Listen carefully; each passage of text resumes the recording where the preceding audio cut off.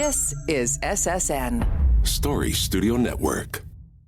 The Most Painful Podcast vous est présenté par le Centre d'excellence sur la douleur chronique pour les vétérans canadiens. Il permet d'informer les vétérans, leurs familles, les soignants, chercheurs et médecins sur la douleur chronique et en propose les différentes solutions.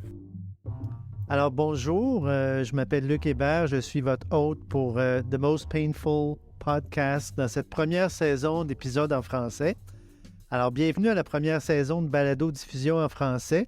Alors, lors du premier balado, on a discuté de l'importance de la réadaptation et de la physiothérapie dans la prise en charge de la douleur. On a discuté de certaines interventions non pharmacologiques qui ont fait leurs preuves pour traiter la douleur et ainsi améliorer la qualité de vie des personnes, puis évidemment en particulier des vétérans. Alors aujourd'hui, j'ai un invité bien spécial à vous présenter que je connais depuis longtemps. Il n'est pas encore vétéran. Il est encore en service actif dans les Forces armées canadiennes, mais je peux vous assurer que cet invité connaît très bien ce que représente la douleur et comment elle peut avoir un impact considérable sur la qualité de vie d'un militaire. J'aimerais aussi, avec notre invité, qu'on discute de l'importance de l'identité militaire, justement sur la perception et la gestion de la douleur, comment cette identité-là peut influencer notre perception de la douleur. J'aimerais aussi qu'on discute avec notre invité de l'impact de notre propre culture civile sur notre identité militaire. Alors, on sait, au Canada, on a de nombreuses cultures différentes. Alors, quel est l'impact de cette culture civile chez les militaires, toujours en service actif, qui vont éventuellement devenir des vétérans? Alors, j'accueille donc aujourd'hui avec un très grand plaisir le lieutenant-colonel Simon Mailloux. Simon est présentement en échange au Pentagone comme officier d'état-major avec le Joint Staff américain. Alors Simon, bienvenue à l'émission. Je suis content que tu sois avec nous aujourd'hui. Bonjour Luc, content d'être là aussi. Simon, pour les bénéfices de nos auditeurs, j'aimerais ça que tu nous dises en quelques mots d'où tu viens, quel a été ton parcours et je sais qu'il est assez unique. Merci de me donner l'occasion d'échanger avec toi sur un super sujet. Je suis natif de la ville de Québec, j'ai grandi là-bas, puis j'ai passé ma jeunesse à Loretteville et Charlebourg. Puis j'ai joint les Forces canadiennes en 2001, 2 mois avant le 11 septembre. Et essentiellement, j'ai grandi sous l'aube de le combat contre le terrorisme, comme on peut l'appeler. C'était tout un timing. Oui, exactement. Je dirais que ça a mis beaucoup plus d'excitation que j'aurais pu penser avoir dans ma carrière dans les Forces canadiennes. Donc, comme tout officier se faisait bien d'aller là-bas, première chose que j'ai fait en sortant du collège militaire, j'ai joué au Royal 22e parce que c'était mon rêve dès le début, mais je me suis déployé en Afghanistan, qui était la mission où tout le monde allait, où je voulais aller, simplement. Puis la première mission que le groupement tactique allait venir du Québec en 2007. OK, donc ça c'était en 2007, tu es un jeune officier, premier déploiement en Afghanistan, qu'est-ce qui se passe pour la suite? Ben écoute, c'est un déploiement très difficile, beaucoup de combats, beaucoup d'engagement avec des civils là-bas qui ne l'ont pas facile, beaucoup de belles choses qu'on a accomplies dans un très peu de moments. Ça a été aussi la première fois que j'ai perdu un de soldats sous mon commandement, le soldat Simon Lontin, qui est mort, peut-être 2 mois après qu'on soit arrivé. Suite à ça, on a continué la mission encore une fois et moi-même, j'ai été victime d'une bombe par après, un engin explosif improvisé, là, comme on appelle, au mois de novembre. Malheureusement, j'ai eu 2 de mes collègues qui sont décédés, Michel Lévesque et Nicolas Beauchamp, qui sont proches de moi, un interprète afghan aussi. Et beaucoup des membres de mon poste de commandement de peloton qui ont été blessés, bien sûr, là-dessus. Une bombe assez majeure qui n'a pas laissé de chance à beaucoup de gens. Et ça, c'était à la fin de ton premier tour? C'est bien ça. Fin du premier tour, je suis revenu rapatrié à travers l'Allemagne, à travers Landstuhl, un centre médical en Allemagne. Puis après, au Québec, ici, à l'université Centre Enfant Jésus. J'ai été amputé, malheureusement, à travers la jambe gauche. Multiples fractures, Donc, dans le type du podcast, j'ai eu mon introduction assez sévère avec la douleur et comment que ça peut être traumatique. Mais en même temps, c'était court en tant que période. Beaucoup de chirurgie, mais on n'était pas trop sûr, à part de l'amputation, qu'est-ce qu'allait le futur puis comment que ça allait se remettre en place. J'étais un peu polytraumatisé, comme on dit, là, plusieurs blessures qui s'accumulent une par-dessus l'autre, là, qui est des fois plus dur à voir exactement comment la réhabilitation va s'en aller, là. Donc, tu es rapatrié, tu as été vu à l'Enfant Jésus, évidemment dans des conditions assez aiguës, comme blessé sévère. Ensuite, commence ta réadaptation? Ben, j'ai été à l'IRDPQ ici à Québec, où est-ce qu'ils nous ont pris en charge. J'étais les spécialistes en termes de réadaptation pour les amputés. C'était ma blessure la plus grave un peu à travailler en début. Très motivant. Honnêtement, il était peut-être pas habitué au type de patient qu'on était. J'étais un jeune officier 24 ans, officier de peloton de compagnie aéroportée. On mange de l'entraînement physique, c'est ça qu'on aime faire. Puis si ça fait mal, ça fait partie du processus. Donc pour nous autres, c'était comme parfait, lance-nous dans de l'action, puis lance-nous dans de l'entraînement. On est dans notre environnement.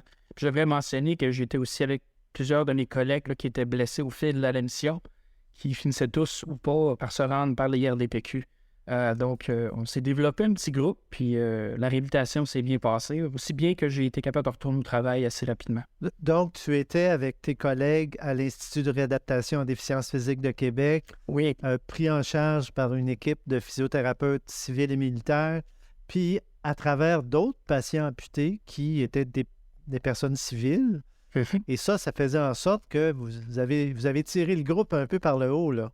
ben oui, en deux termes. Je dirais que l'espèce de camaraderie mixée avec une espèce de folie d'aimer s'entraîner, d'aimer performer, ça c'était un point, mais aussi le petit côté technologique. Les Forces canadiennes avaient beaucoup d'intérêt à essayer de nous ramener au travail. Donc, s'il y avait des prothèses qui étaient disponibles pour nous ramener à un état plus performant, ils étaient prêts à le faire. Ce qui a permis à l'IRDPQ ou l'Institut en réadaptation d'introduire ça pour la clientèle civile aussi, là. Mais là, à travers tout ça, toi, tu as toujours en tête que tu restes dans les forces canadiennes, là. Tout à fait. Écoute, ça n'a pas été excessivement rapide comme ça. Il y a beaucoup comment je dirais ça, des moments plus difficiles à accepter. Tu sais, c'est un changement de vie complet, là. Puis il y a une espèce de perception qui est vécue rapidement. Je me rappelle, je suis sorti de l'hôpital au mois de décembre, début décembre.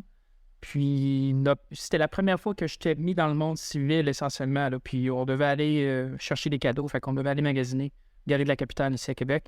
Puis c'est la première fois que je me ramassais en public avec une amputation. Avant ça, c'était simplement, bon, aussitôt je sors de l'hôpital, on revient au... C'est ça. Et la définition de moi-même a été difficile.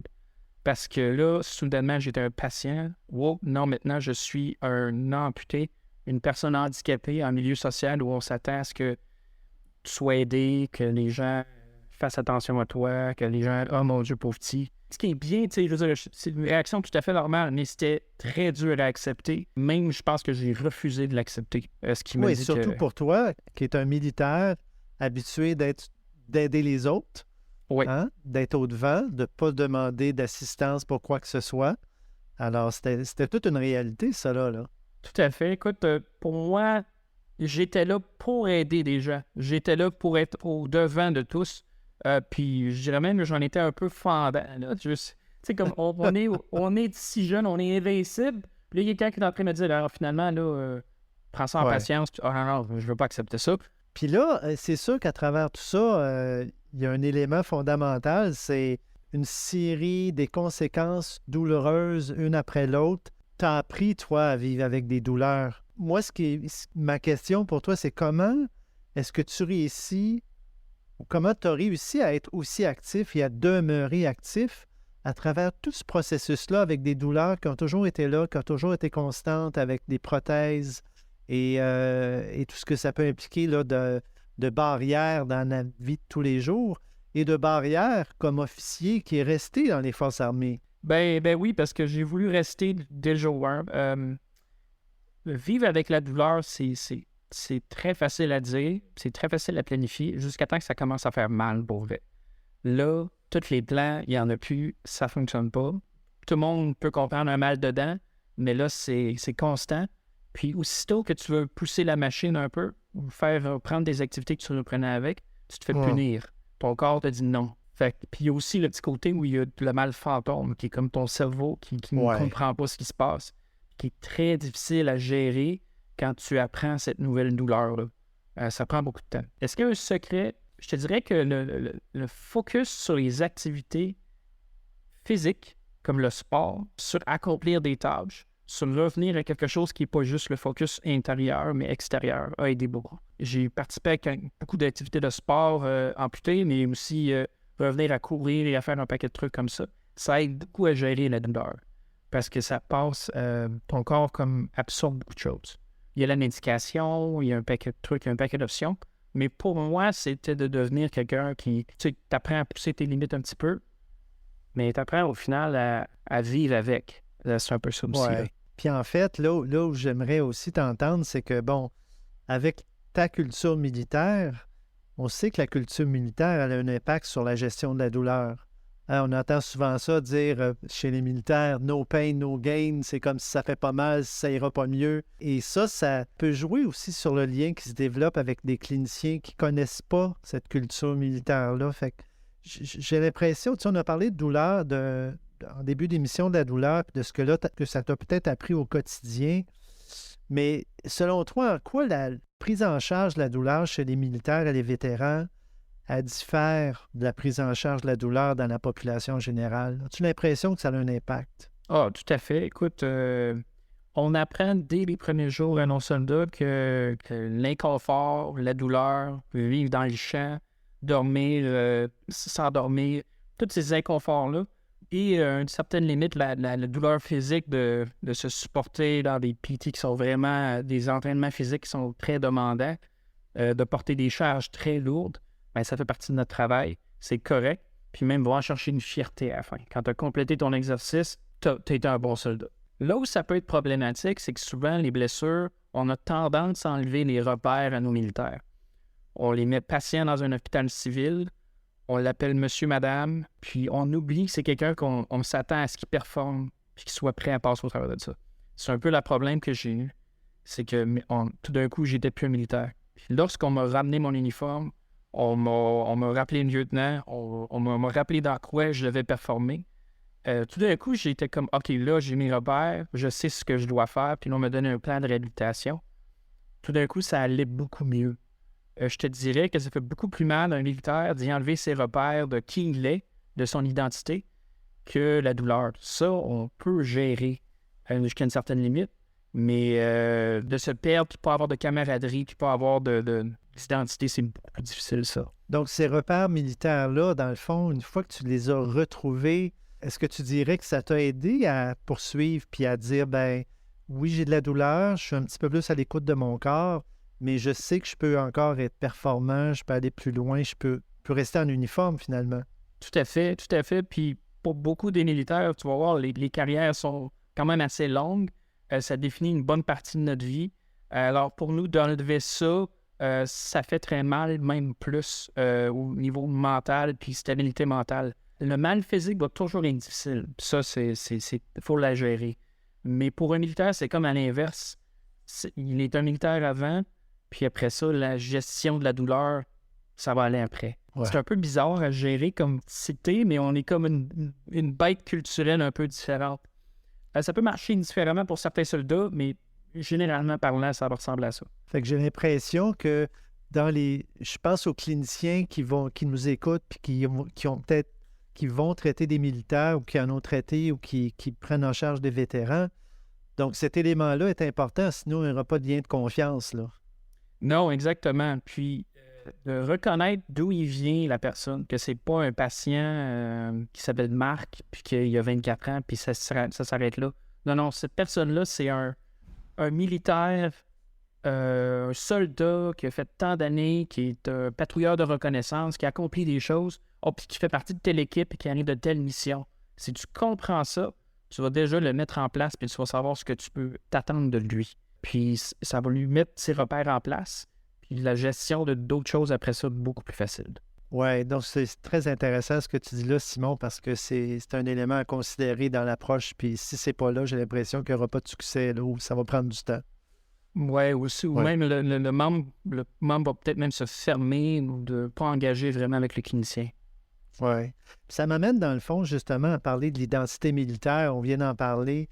Tu as occupé plusieurs postes dans des unités francophones, évidemment, comme 22.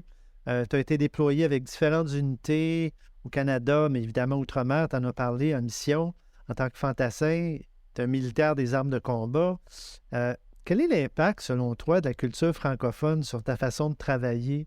sais, on sait qu'au Canada, il y a différentes cultures, puis c'est normal. Mais quand on devient militaire, on est formé.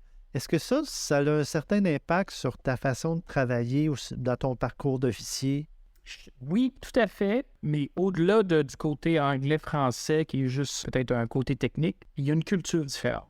Puis je vais dire canadien-français, pas juste québécois, parce que ça va at large à travers le Canada. Oui, oui, tout à fait. C'est une différence culturelle puis une fierté culturelle dès les premiers jours.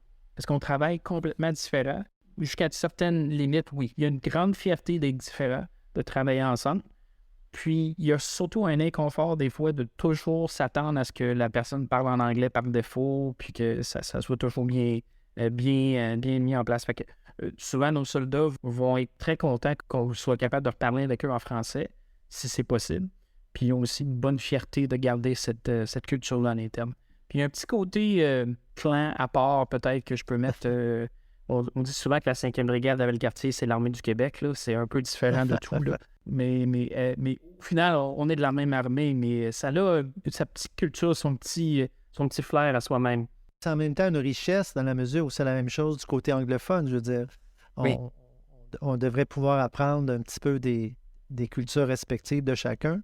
Oui, tout à fait. L'armée de l'Ouest, l'armée du Centre, les maritimes, etc. Donc, chacun a un peu sa culture à travailler. Je dirais que c'est peut-être plus méconnu comme histoire militaire et qu'est-ce qu'on fait peut-être dans les régions comme Québec, Montréal, les grands centres régionaux, peut-être la province de Québec. Mon expérience, surtout dans les années 90, 2000, c'était au début, la mission n'était pas connue du tout. Puis il y avait, le sorti de la Somalie. Il y avait un peu une espèce d'inconfort avec être militaire dans ces années-là. Tout à fait. Ouais. Dans le fond, ça m'amène à parler on a parlé d'identité culturelle, de l'impact que ça a un petit peu sur notre travail en service actif, mais un jour, on devient vétéran. Et puis, dans la perception de ce que c'est un vétéran en 2023, j'ai l'impression que cette perception-là, elle n'est pas toujours la bonne dans la population générale. Souvent, quand on pense aux vétérans, on les oublie ou on pense à eux seulement le 11 septembre. Toi, tu as pu comparer avec d'autres provinces, tu as pu comparer aux États-Unis. As-tu l'impression qu'un vétéran s'est perçu un peu de la même façon partout ou c'est très différent d'une province à l'autre ou aux États-Unis, par exemple, par rapport à ici? C'est différent aux États-Unis, ça c'est clair et net. Ils ont une culture beaucoup plus du citoyen-soldat ici, donc les gens font du service 3, 4, 5 ans, puis après ils reviennent, puis ils vont les faire au privé. Au Canada, c'est beaucoup plus des gens qui vont s'investir pour 20 ans et plus, qui vont peut-être faire partie d'une communauté pas à part, mais différente. Puis au Québec, comme je disais, c'est ça, il y a une espèce de relation qui est un peu plus tendue peut-être avec le restant des civils. Tendu est peut-être un mot méconnu. Oui, méconnu. Moins bien compris. Ouais. Ceci étant dit, par contre, lorsque la plateforme est en place, les jeux Invictus, les fondations Vanier, des levées de fonds en général, j'ai vu énormément de Québécois sauter sur l'occasion de remercier les vétérans. Je vais te donner un exemple concret. 2017, les inondations à Montréal. Oui, On s'est déployé là-bas. On a été rapidement à supporter les citoyens. On a fait des sacs de sable, essentiellement, pour essayer de sauver les gens. Écoute, on est revenu après par la 20. On a arrêté un Tim Horton, une gang de militaires, un convoi de camions. On est arrêté pour un café, puis il n'y en a pas un de nous autres qui a payé un café. Puis on est sorti de là avec des applaudissements. J'ai jamais vu ça comme Québécois, là, honnêtement. Alors, est-ce que ça change? Je pense que oui. Oui, je pense que tu as raison. Il y a une éducation qui se fait tranquillement auprès de la population. Puis dans l'exemple que tu viens de donner, je pense que les gens sont très reconnaissants et ils réalisent que les militaires, bien souvent, ce sont eux en dernier recours qui finissent par trouver les solutions. Et puis, c'est peut-être encore quelque chose qu'il faut mettre un petit peu plus de l'avant. J'ai l'impression. Oui, bien c'est un travail constant. Je pense qu'on a toujours nos difficultés. On n'est pas une organisation parfaite, là, mais on est là quand la société a besoin de nous autres. C'est ça. Simon, en terminant, j'aimerais ça évidemment, je mets mon chapeau de président du Conseil consultatif scientifique pour le Centre d'excellence sur la douleur chronique des vétérans canadiens. On veut toujours faire de la bonne recherche pour essayer d'améliorer les traitements, améliorer la qualité de vie des vétérans puis de leurs familles. Est-ce qu'il y a des choses dans ce que tu as vécu, autant comme militaire, mais surtout, je dirais, comme, je vais le mettre en guillemets, patient, Est-ce que des éléments qui seraient, selon toi, à prendre en compte par les chercheurs quand ils font des recherches sur les militaires et les anciens combattants? On a parlé de l'identité culturelle, là, ça, je pense que c'est clair, mais est-ce que des éléments que tu vois qui devraient être considérés, là? Tout à fait. Regarde la définition de la mobilité. Je pense que c'est important lorsque la recherche est faite. Pour un militaire, la mobilité est très différente que pour un civil. Pour nous, être mobile au travail, c'est d'être dans des conditions difficiles, dans des endroits dangereux, de jour, de nuit, name it. Ça peut être compliqué.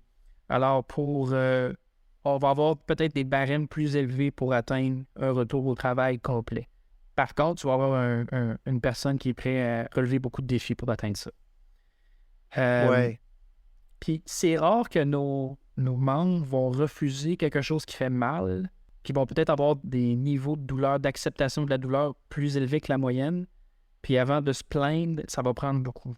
Fait que être conscient un peu que les thresholds, là, les barèmes de douleur, les seuils, de douleur peuvent être plus hauts. Oui, adapter les outils puis s'assurer que les objectifs dans les projets de recherche soient en lien avec ce qu'on exige des militaires, puis un peu des vétérans qui ont gardé cette culture-là en bout de ligne.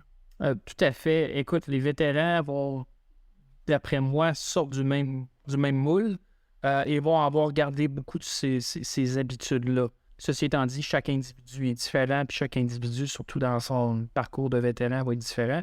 C'est ça qu'il y a une bonne discussion, mais je te dirais que le vétéran qui revient et qui a des attentes va performer beaucoup, mais va aussi avoir va s'attendre que la recherche va le supporter dans ça. Tout à fait. Écoute, Simon, on aurait pu parler encore longtemps, toi et moi. Je trouve ça fascinant. Puis, je veux te féliciter pour ton poste au Pentagone. Alors, on a hâte que tu reviennes chez nous. J'espère que tu es juste prêté. Oui. Et puis, on aura peut-être la chance de se reparler dans d'autres circonstances. Alors, un immense merci pour ta participation à l'émission aujourd'hui. Je fais appel aux éditeurs. Si vous voulez nous donner votre avis sur l'émission ou avoir plus d'informations sur la douleur chronique, vous pouvez consulter notre site Internet à vétéran avec un S, vétéran douleur chronique en un seul mot, .ca. Ou vous pouvez nous suivre également sur Facebook ou sur Twitter au pseudo @chronique pain COE et Instagram au pseudo @chronique pain barre de soulignement COE. Alors encore merci, chers auditeurs. Merci, Simon. Merci, Luc. Prenez tous bien soin de vous. À bientôt. Merci. À la prochaine. Pour nous donner votre avis sur l'émission ou avoir plus d'informations, consultez notre site internet à vétérandouleurechronique.ca ou suivez-nous sur Facebook ainsi que sur Twitter au pseudo Chronic Pain COE et Instagram au pseudo Chronic Pain_COE. Chers auditeurs, encore merci à vous et prenez soin de vous.